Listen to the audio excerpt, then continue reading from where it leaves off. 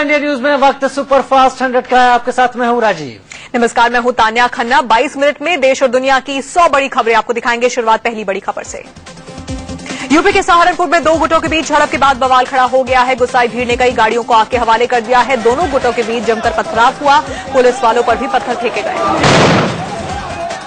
हालात पर काबू पाने के लिए इलाके में भारी पुलिस बल भेजा गया है। इलाके में तनाव को देखते हुए कर्फ्यू लगा दिया गया है। पुलिस उपद्रवियों पर काबू करने की कोशिश में जुटी है।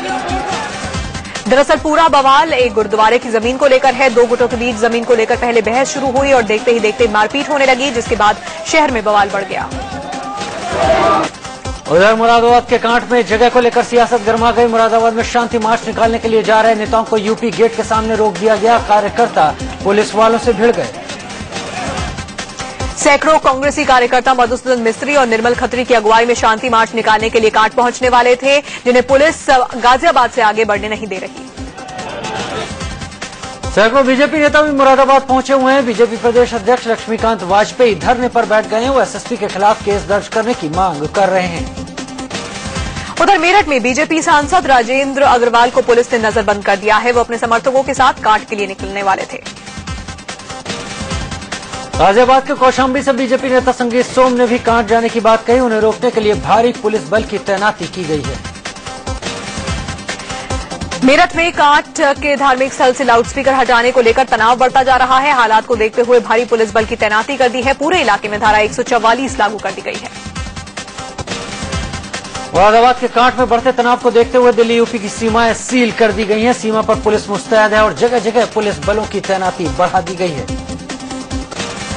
इस बीच कांट में जलाभिषेक करने जा रहे बीजेपी नेता साध्वी प्राची को पुलिस ने हिरासत में लिया। कांट में लाउडस्पीकर लगवाने के लिए 4 जुलाई को महापंचायत न होने देने के बाद वो मौन व्रत पर बैठ गई थी। उन्होंने कहा था कि 25 जुलाई को कांट में जलाभिषेक के बाद ही वो अपना व्रत तोड़ेंगी। जम्मू कश्मीर के बारामूला में आतंकियों ने घात लगाकर ग्रेनेड से हमला किया। आतंकियों के हमले में एक पुलिसकर्मी शहीद हो गया, जबकि 4 पुलिस वाले जख्मी हो गए। घायल पुलिसकर्मियों में एक इंस्पेक्टर भी शामिल है। आतंकी हमला रात करीब 2:30 बजे हुआ। बताया जा रहा है कि सोपोर इलाके में आतंकियों के खिलाफ पुलिस का धर पकड़ अभियान चल रहा था। इसी दौरान छिपे हुए आतंकियों ने पहले ग्रेनेड फेंका, उसके बाद फायरिंग शुरू कर दी। सीमा पार से करीब 150 से 200 आतंकी घुसपैठ की फिराक में है। सेना के लेफ्टिनेंट जनरल एचके सिंह ने इस बात का खुलासा किया। उन्होंने कहा कि पाकिस्तान की तरफ से घुसपैठियों की हर चुनौती से निपटने के लिए हमारी सेना तैयार है। बॉर्डर पर पिछले कुछ वक्त से सीजफायर के मामलों में बढ़ोतरी हो रही है, ये कहना है सेना के लेफ्टिनेंट जनरल के.एच. सिंह का। उन्होंने कहा कि सीजफायर का जो उल्लंघन हो रहा है और घुसपैठ हो रही है, उसका ठोस जवाब दिया जाएगा।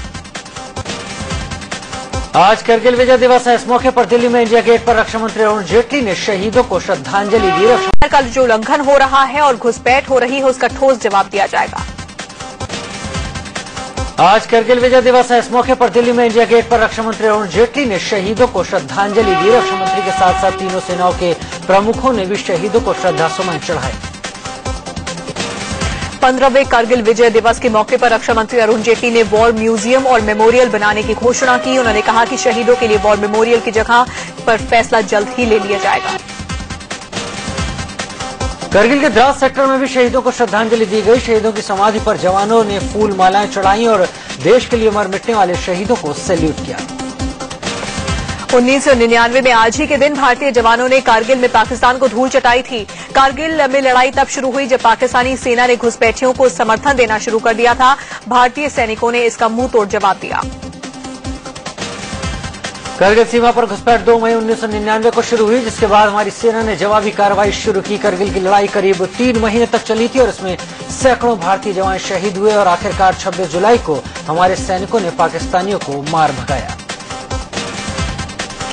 मध्य प्रदेश में एक और धन कुबेर का खुलासा हुआ। भोपाल में बिजली कंपनी के एजीएम के घर लोकायुक्त का छापा पड़ा, जिसमें करोड़ों की संपत्ति का खुलासा हुआ। छापे में हो खुलासे के मुताबिक प्रदीप चौधरी की रायसेन में 30 एकड़ जमीन, कोलार में 6 फ्लैट और 3 दुकानें होने का पता चला। इसके अलावा साकेत नगर में 2 मंजिल आलीशान भवन, कई बैंक लॉकर और लाखों के निवेश के कागजात मिले।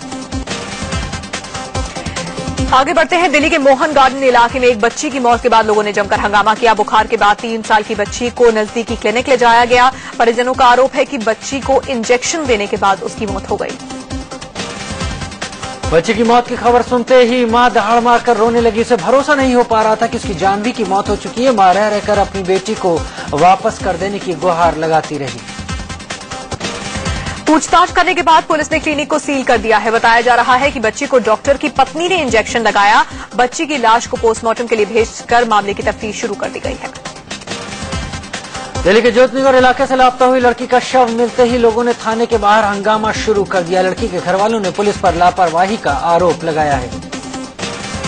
11वीं में पढ़ने वाली लड़की 13 जुलाई से लापता थी। शुक्रवार की शाम नरेला के जंगल में उसकी लाश मिली। घरवालों ने जैसे ही अपनी बेटी की लाश देखी वो आपे से बाहर हो गए और थाने के बाहर हंगामा शुरू हो गया।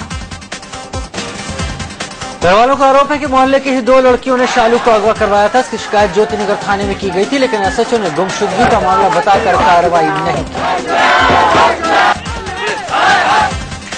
दिल्ली में एक क्लब के बाहर बीती रात रोड रेज का मामला सामने आया। क्लब में जन्मदिन की पार्टी मनाकर बाहर निकल रहे कुछ लड़के लड़कियों की बाहर खड़े लड़कों से पहले तो कहासुनी हुई और फिर ये विवाद बड़े झगड़े तक बढ़ गया।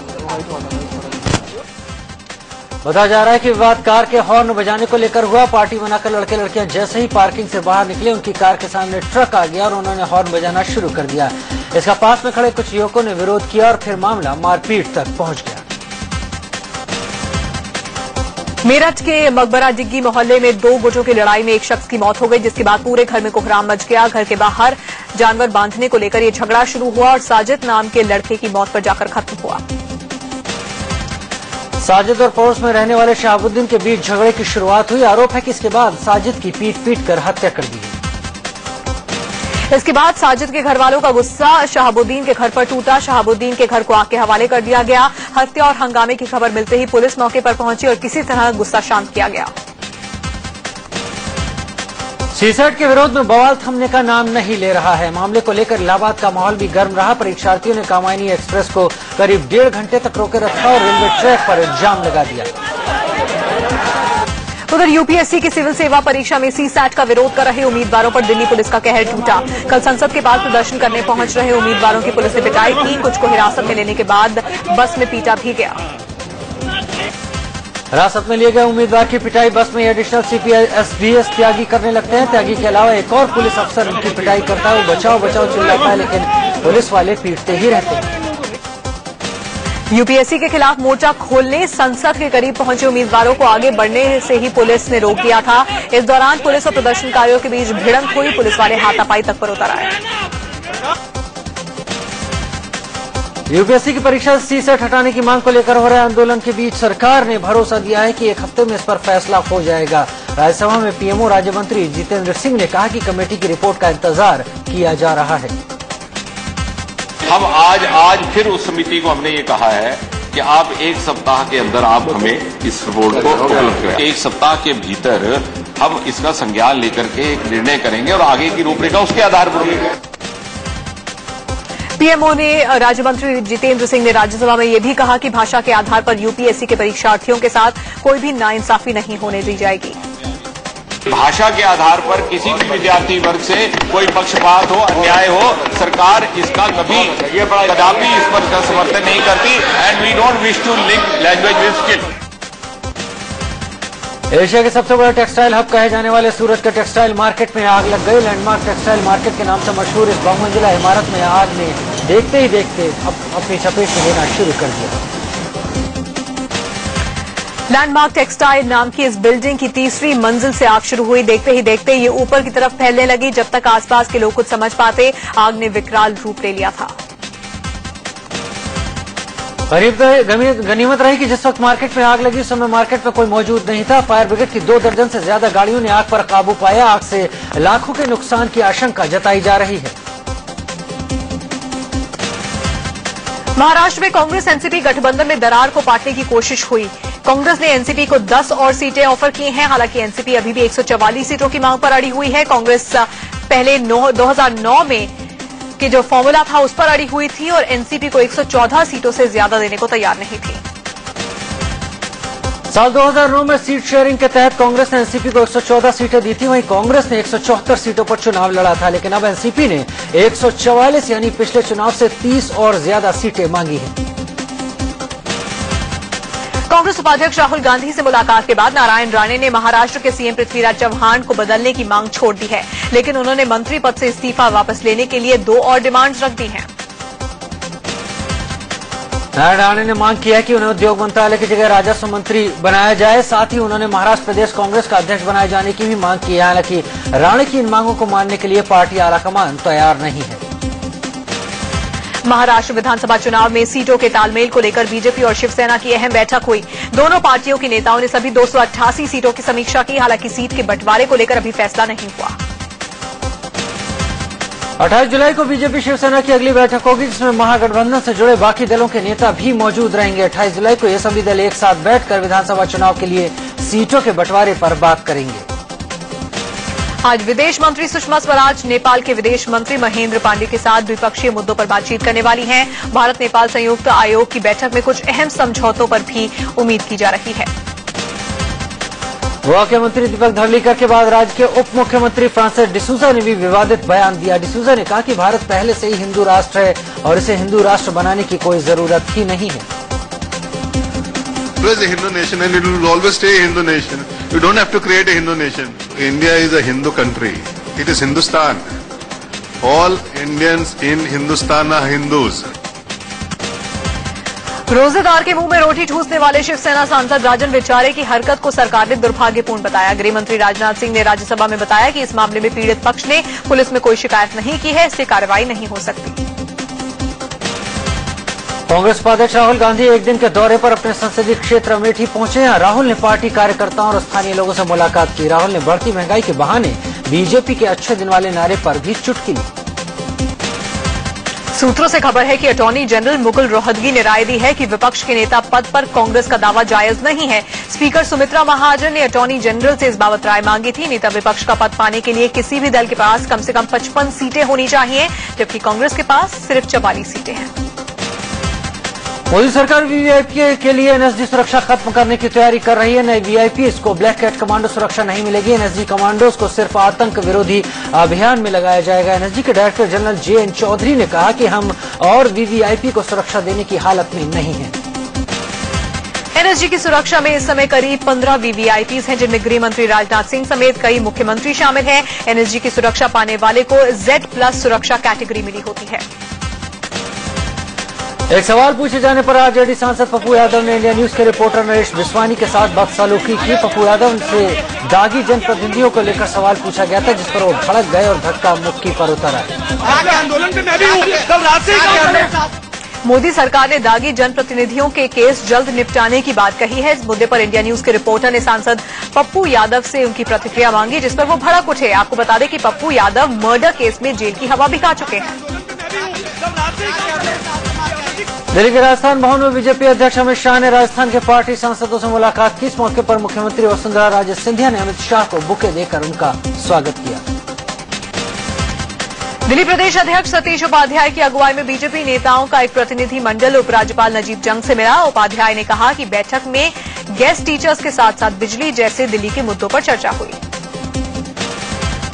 केंद्रीय भूतल परिवहन मंत्री नितिन गडकरी ने गुड़गांव के नेशनल हाईवे का दौरा किया। उन्होंने राजीव चौक से IIMT मानेसर तक हाईवे का जायजा लिया। उनके साथ गुड़गांव और फरीदाबाद से बीजेपी के सांसद भी मौजूद रहे। मध्य प्रदेश में हुए व्यावसायिक परीक्षा मंडल यानी कि व्यापम घोटाले के मुख्य आरोपियों में से एक और खनन कारोबारी सुधीर शर्मा ने भोपाल की जिला अदालत में आत्मसमर्पण कर दिया है। शर्मा पर STF ने 5,000 रुपए का इनाम घोषित किया हुआ था। सुधीर की अग्रिम जमानत याचिका स्थानीय कोर्ट के बाद हाई कोर्ट और फिर सुप्रीम कोर्ट में पहले ही खारिज हो चुकी है। सुधीर शर्मा मध्य प्रदेश के पूर्व उच्च शिक्षा मंत्री लक्ष्मीकांत शर्मा के करीबी हैं। RSS कार्यकर्ता रहे सुधीर शर्मा के सरेंडर के बाद माना जा रहा है कि व्यापम घोटाले से जुड़े दूसरे नेताओं के नाम भी सामने आ सकते हैं। तेलंगाना का ब्रांड एम्बेसडर बनाए जाने को लेकर उठे सवालों से सानिया मिर्जा बेहद दुखी है। एक इंटरव्यू के दौरान उनका दुख आंसू के रूप में फूट भी पड़ा। सानिया ने कहा कि उनके लिए बहुत आहत करने वाला है कि उन्हें अपनी भारतीयता साबित करनी पड़ती है।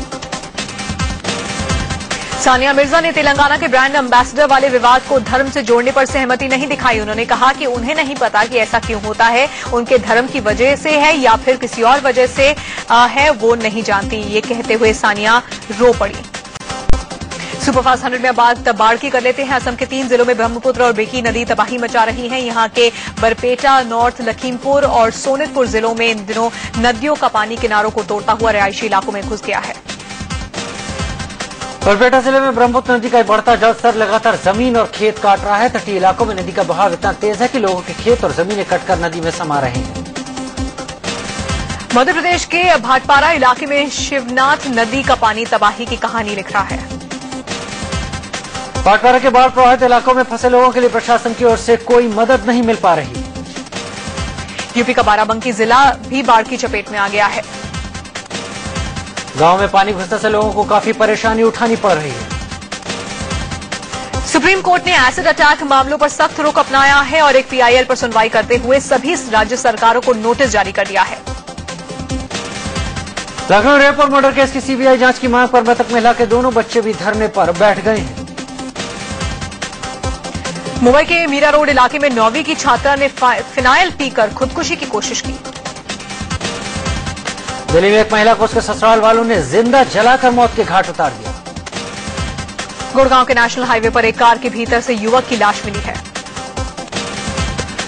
यूपी के सीतापुर में एयरफोर्स का हेलीकॉप्टर हादसे का शिकार हो गया। एयरफोर्स का हेलीकॉप्टर ALH ध्रुव शुक्रवार को शाम 4 बजे के करीब बरेली से इलाहाबाद के लिए उड़ा था। यूपी के बुलंदशहर में 11 साल की मासूम से रेप और मर्डर का मामला सामने आया है।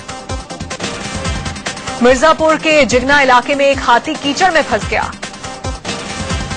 हाथी नहाने के लिए नदी किनारे पहुंचा लेकिन कीचड़ में फंस गया। काफी देर की मशक्कत के बाद इसे बाहर निकाला जा सका।